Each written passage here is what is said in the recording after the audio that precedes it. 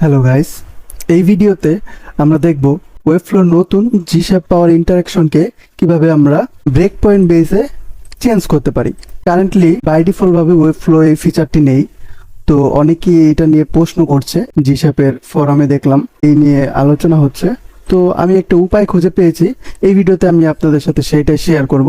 তো চলেন দেখি, আগে অ্যানিমেশনটা দেখি। আমি একটা পেজ লোড অ্যানিমেশন বানিয়েছি, আগে আমরা প্রিভিউটা দেখি। এইটা হলো গিয়ে আমার পেজ লোড অ্যানিমেশন। তো এইখানে এই আয়রন ম্যান লেখাটার উপরে লক্ষ্য করেন।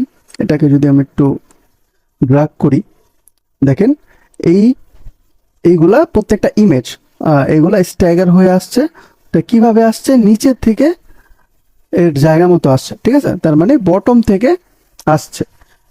তো এইটা হলো আমার ডেস্কটপের অ্যানিমেশন, কিন্তু আমি চাচ্ছি এই সেম ইমেজগুলা আমার যখন মোবাইল ডিভাইসে যাবে তখন নিচের থেকে আর আসবে না, তখন উপরে থেকে নিচে আসবে, ঠিক আছে? তো এইটা করার জন্য আমার কি করতে হয়েছে? তো এটা করার জন্য আমি আগে ওই টেক্সটটাকে সিলেক্ট করব। দেখেন এই যে এইখানে হলো টেক্সটগুলো বাই ডিফল্ট ভাবে অপাসিটি 0 করে রেখেছি। আর ওইটার সাথে আমি একটা কম্বো ক্লাস ইউজ করেছি। দেখেন টেক্সটের সাথে সিসি ডেস্কটপ। আর এই কম্বো ক্লাসটা ধরেই আমি মূলত ওই জি শেপের ইন্টারাকশনটা দিয়েছি। আমি যদি ইন্টারাকশন প্যানেলে যাই, এইটা হলো গিয়ে আমার, দেখেন text image reveal on desktop. তো এইখানে গিয়ে আমি টার্গেটটা দেখাচ্ছি। টার্গেটটা আমি সিলেক্ট করেছি কাস্টম সিলেক্টর, এবং এইখানে আমি দিয়েছি dot text dot CC hyphen desktop, মানে আমার কম্বো ক্লাসটা সহ ধরেছি। এবং স্কোপটা সিলেক্ট করেছি চিলড্রেন, মানে এইটার ভিতরে যতগুলো এলিমেন্ট চিলড্রেন থাকবে আমি সবগুলাকে অ্যানিমেট করব। তো অ্যানিমেশনটা হলো এইটা, আপনারা যে কোনো অ্যানিমেশনই দিতে পারেন। তো দেখেন এইটা ইনিশিয়ালি 30% নিচে থাকবে এবং অপাসিটিও 0 থাকবে, এবং 2তে যে 0%-এ চলে যাবে এবং অপাসিটিটা 100% হয়ে যাবে। তো এটাই মূলত হচ্ছে এখানে। দেখেন এই সিলেক্টরের প্রত্যেকটা চিলড্রেন, মানে টেক্সটের ভিতরে যে চিলড্রেন এলিমেন্টগুলো, ওরা স্ট্যাগার ওয়েতে অপাসিটি হয়ে আসছে। এইটা গেলো আমার ডেস্কটপেরটা। এখন আমি যেটা বলছি মোবাইলেরটা, আমি কি করেছি, এই সেম জিনিসটাকে ডুপ্লিকেট করেছি। ডুপ্লিকেট করে নামটা চেঞ্জ করে এইবার আমি সিলেক্টরটা চেঞ্জ করেছি। এইবার দেখেন সিলেক্টরটা কি দিয়েছি, টেক্সটের সাথে সিসি মোবাইল, আগে ছিল ডেস্কটপ। তো এটা আমি কোথায় লাগিয়েছি, চলেন আমি আমার স্টাইল প্যানেলে যাই। দেখেন এইখান থেকে আমি সরিয়ে এটাকে সিসি মোবাইল বানিয়ে দিলাম।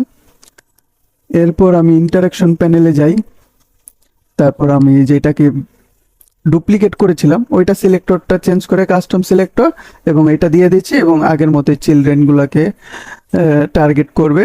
তো এইবার দেখেন আমি কি করেছি, এটা নেগেটিভ 40% থেকে 0%-এ আসবে এবং অপাসিটি আগের মতোই 0 থেকে 100%-এ যাবে। তো এইবার যদি আপনারা অ্যানিমেশনটা দেখেন এইবার কিন্তু এটা উপরে থেকে নিচে আসছে, ঠিক আছে? তার মানে বাই ডিফল্ট উপরে থাকছে, মানে আর আগেরটা কি ছিল, নিচের থেকে উপরে উঠেছে।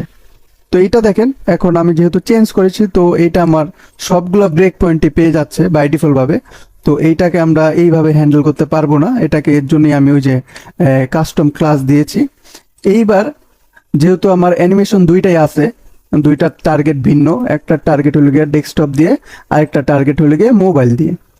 তো এইবার আমরা এই কম্বো ক্লাসগুলোকে কাজে লাগাবো। তো আমি এইখান থেকে বের হই।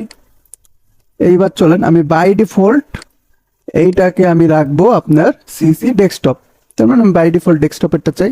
আমরা প্রিভিউটা আবার দেখি, দেখেন ডেস্কটপের প্রিভিউ এটা। আবার যদি মোবাইলের প্রিভিউ দেখতে চাই,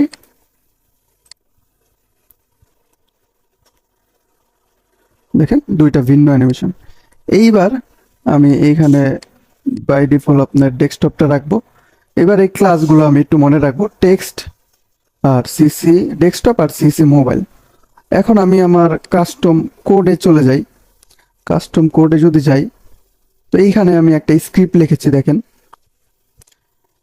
তো এই স্ক্রিপ্টটাতে আমরা কি করেছি, এই স্ক্রিপ্টটাতে জাস্ট আমি ক্লাসগুলো টগল করিয়েছি। হ্যাঁ, ওই যে টেক্সটটার সাথে সিসি ডেস্কটপটা সিসি মোবাইলটা বেসড অন আমার আমার স্ক্রিনের সাইজ। তো এইটা আমি করেছি G7 এর ম্যাচ মিডিয়া দিয়ে। এইটা হলো গিয়ে তার ডকুমেন্টেশন। তো এইখানকার এই কোডটা আমি ইউজ করেছি সবগুলো একভাবে। এটার লিংক আমি আপনাদের ভিডিওর ডেসক্রিপশনে দিয়ে দিব। তো এইখান থেকে কোডটা লজিকটা নিয়ে মূলত আমি এখানে কি করছি, এইখানে একটা কন্ডিশন চেক করছি যে এটা কি ডেস্কটপ আছে কি নাই, মানে এটা ট্রু আর ফলস রিটার্ন করবে সেম ভাবে এটাও। আর এখানে আমরা jQuery টগল ক্লাস ফাংশনটা ইউজ করেছি। তো এইখানে দেখেন আমি সিসি ডেস্কটপ কখন অ্যাড হবে এইখানে আমি একটা ট্রু পাস করে দিয়েছি, মানে যখন ডেস্কটপটা থাকবে। আর ডেস্কটপটা কখন থাকবে, যখন আমার স্ক্রিনটা মিনিমাম 440 পিক্সেল হবে। আর মোবাইলে কখন যাবে, আমার স্ক্রিন 479 পিক্সেলের নিচে যখনই যাবে তখন আমার এটা মোবাইল হিসেবে কাউন্ট করবে। তো দেখেন, তো যখন এই কন্ডিশনগুলো ম্যাচ হবে এইগুলা ট্রু রিটার্ন করবে, আর কন্ডিশন না ম্যাচ হলে এইগুলো ফলস রিটার্ন করবে। আর jQuery টগল ক্লাসের একটা ফিচার আছে, আপনি যেই ক্লাসটা দিবেন আর ওইটার সাথে যদি একটা পাস করে দেন ট্রু আর ফলস, তাহলে যখন ট্রু থাকবে তখন ওইটা অ্যাড হবে, এবং যখন এটা ফলস থাকবে তখন এটা রিমুভ হবে। মানে ওই যে আমরা jQuery-তে অ্যাড ক্লাস আর রিমুভ ক্লাস দুইটা যেটা আলাদাভাবে করি, ওইটা আমি একসাথে করে ফেলতে পারতেছি এটা দিয়ে। তো এই গেল আমার লজিক, আর বাকিগুলো আমি এইখানে চেক করতেছি যে ওয়েব ফ্লোটা রেডি হয়েছে কিনা। আর এটা জাস্ট ডিবাগ পারপাসে দেওয়া। তো তারপর আমরা যদি সেভ করি, সেভ করে পাবলিশ দেওয়ার পরে যদি যাই, আমি অলরেডি পাবলিশ দিয়ে রেখেছি এর জন্য আর দিলাম না এখন। তো চলেন আমি বাই ডিফল্ট একটা রিফ্রেশ করি। দেখেন এইটা আমার ডেস্কটপের অ্যানিমেশন, যেটা নিচের থেকে উপরে যাচ্ছে। এবং এবার আমি ইন্সপেক্ট করি। চলেন ইন্সপেক্ট করে আমি আগে আমার ওই টেক্সট এলিমেন্টটায় যাই, যেটা আমি ক্লাস চেঞ্জ করতেছি। দেখেন আসলাম, আসার পরে এইবার আমি রেসপন্সিভের এইটা যদি একটু কমাই, আমরা দিয়েছিলাম 479 নিচে গেলে, তাহলে আমরা 479-তে যাই। দেখেন এইখানে আমার ক্লাসটা কিন্তু চেঞ্জ হয়ে গেছে, সিসি মোবাইল হয়ে গেছে। আবার যদি এটার থেকে বড় যাই, দেখেন সিসি ডেস্কটপ হয়ে গেছে। তার মানে আমার ক্লাসটা টগল হচ্ছে। আমি কাস্টম কোড দিয়ে জাস্ট এইটুকুই করছি, ক্লাসটা টগল করা। আর বাকিটা G7 নিজেই হ্যান্ডেল করতেছে, মানে ওয়েব ফ্লোর ইন্টারাকশন। তো দেখেন যখন আমার মোবাইল থাকছে, এইবার আমি একটা রিফ্রেশ দিই, খেয়াল করবেন টেক্সটার দিকে। দেখেন টেক্সটগুলা কিন্তু উপর থেকে নিচে আসছে। আবার আমি যদি 480-এর উপরে চলে যাই, এবং আমার এখানে ক্লাসটাও চেঞ্জ হয়ে গেছে, এবং আমি যদি রিফ্রেশ দিই, দেখেন এইবার কিন্তু নিচের থেকে উপরে আসছে। তো মূলত এইভাবেই আপনারা এই কন্ডিশন বেসে অ্যাড করতে পারেন। আমি জাস্ট 2টা ব্রেক পয়েন্ট দেখালাম, আপনারা আপনাদের সুবিধা মতো আরো অন্যান্য ব্রেক পয়েন্ট অ্যাড করতে পারবেন এই কম্বো ক্লাস ইউজ করে। আশা করি টিউটোরিয়ালটা আপনাদের অনেক কাজে লাগবে। যতদিন না পর্যন্ত ওয়েব ফ্লো বাই ডিফল্ট ভাবে এই ফিচারটা আনছে, আপনারা এই ট্রিক্সটা ইউজ করতে পারেন।